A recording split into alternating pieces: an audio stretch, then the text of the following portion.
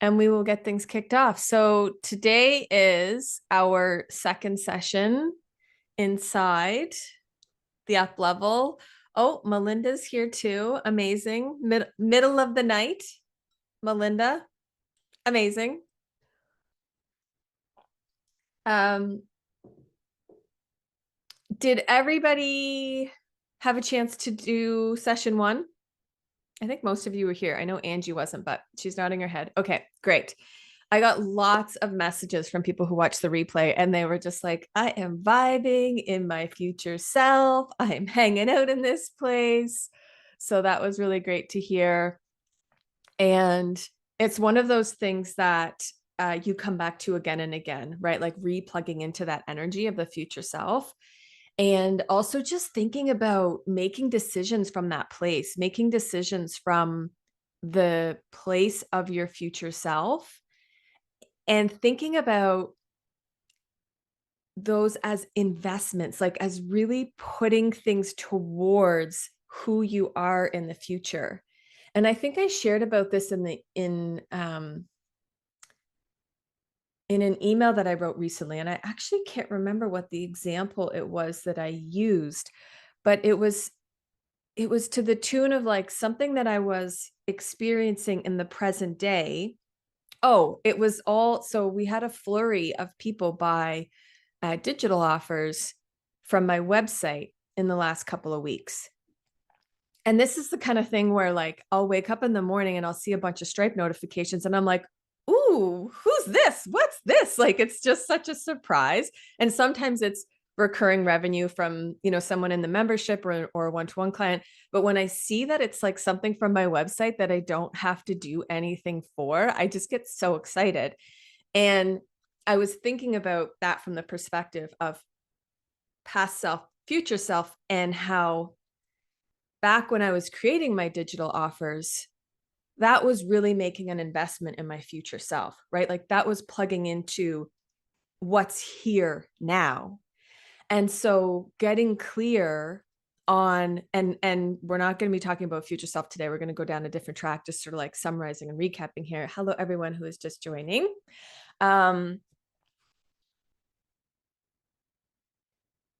Always making your decisions from that lens, from what are your priorities, from what are your long-term priorities. So then what is your existing priority?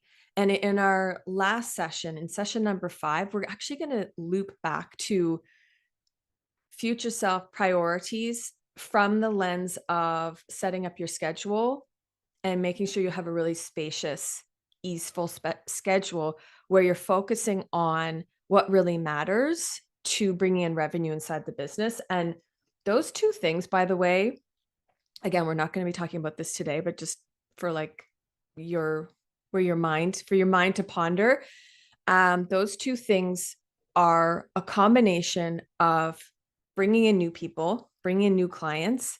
So that top of funnel energy, where are you being visible? What content are you putting out? How are new people coming into your world?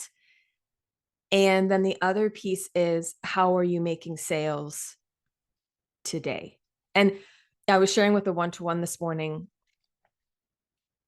I was like, those are basically the two things I think about. How am I bringing new people in? What content am I putting out there? How am I, nurturing those people along? But also, what am I selling today? And what is bringing in that cash flow? So anyway, we're going to get there. I'm getting ahead of myself.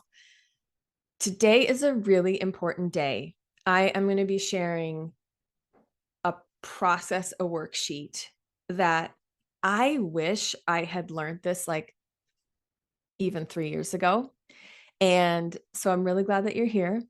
If you're watching the replay, yay, you're amazing for watching the replay. You may find yourself needing to go back to this particular call.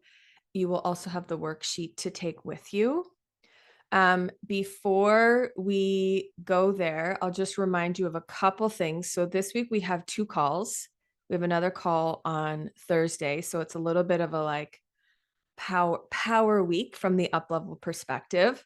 The VIP Telegram Q&A channel, where you're going to get personalized feedback from me, that opens up later this afternoon. So if you're in that, you'll see something from me and a notification come through later this afternoon. If you're not in that, you're welcome to upgrade to that at any point. And what else did I want to say?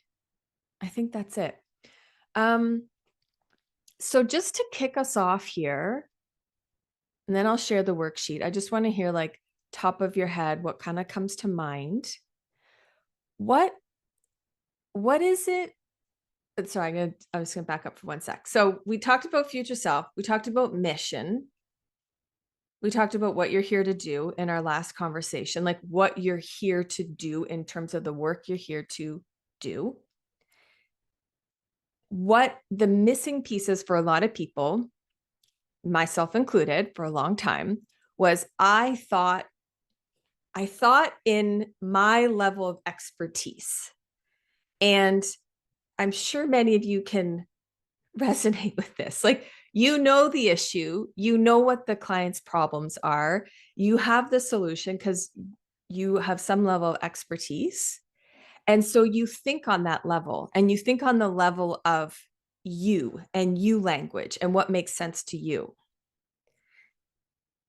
When we can link and we can get this intimate, like really intimate understanding of how our clients think and what is important to them and what they think their problem is, what they think the solution is. And when we can marry those two pieces, this is when we can create content, programs, offers, messaging, all the things. Okay, Christy just showed up in like 3 different ways. Interesting. Anyway, we have like Christy is here, has triplets. Hello, Christy. I was just laughing because you showed up like in three screens. So I was like, you're here as triplets. Not sure why. All good. Okay, so we're going to bring together these two pieces today where we uncover, yes, our level of expertise, but what we really want to do is uncover what people think the problem is, and then we're going to link those two things together. And I don't know how much of today is going to spill into our next session. We're just going to see and play that by ear. But it's really important you don't skip this. And again, this is the type of thing you might need to come back to. And I also don't want you to overthink this too much, which is most people's like what they do. They start to overthink this and then they kind of get stuck and swirling. And like, you already know this information, you already have this information. So I want you just to go with what's at the top of your head. And so when I talk about coach's language versus client language, you are the coach. You have the level of expertise. These are what you think the things are, what you think the problems are, what you think the solution is. And then there's client language, and client language is what they think the problem is and what they think the solution is. And this, like, bridging the two, and when you can speak client language, this is when you'll get people who are reading your posts and your emails and they're like, oh, that's exactly what I need. And this is not about selling something that it's not about like bait and switch and like selling something different than what the client actually needs. It's really just about marrying your language with their language. So just like off the top of your head, free flow in the chat, what do your clients think is their problem?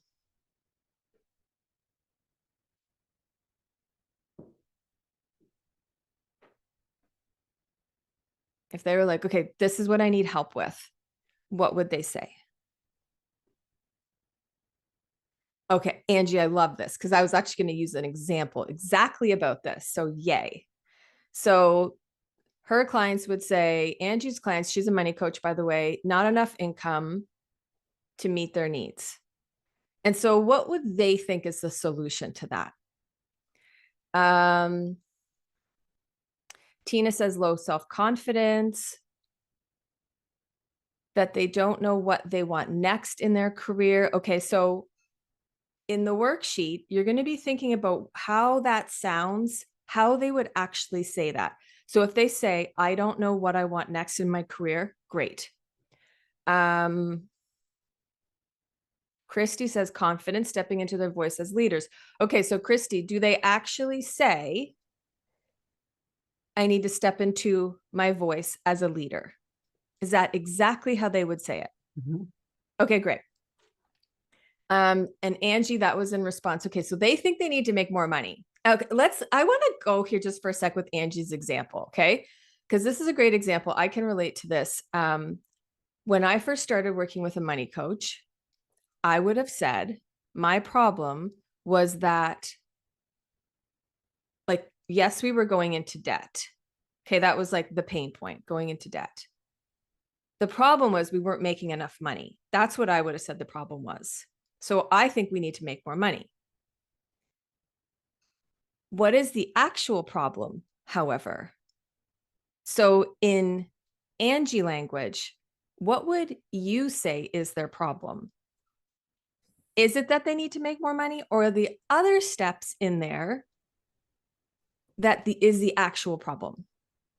There's other steps. It's typically not making more money. Say 90% of the people, it's not that they need to make more money.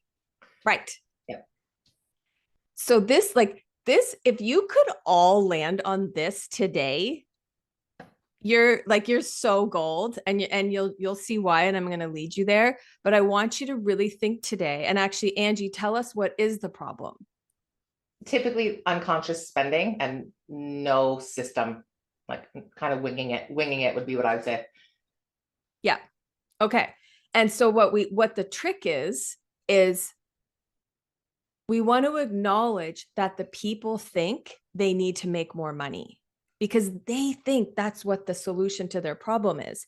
And so if our marketing is all things like you need to stop unconsciously spending, you need a system, you need a plan, you need a budget, or whatever the actual solution is, you're not going to get clients. We have to speak in their language and then show them and introduce to them. I'm going to call it a vehicle of change. So, vehicle of change, and you'll hear different people call this different things. Vehicle of change is a new concept, a new idea, a new way of thinking.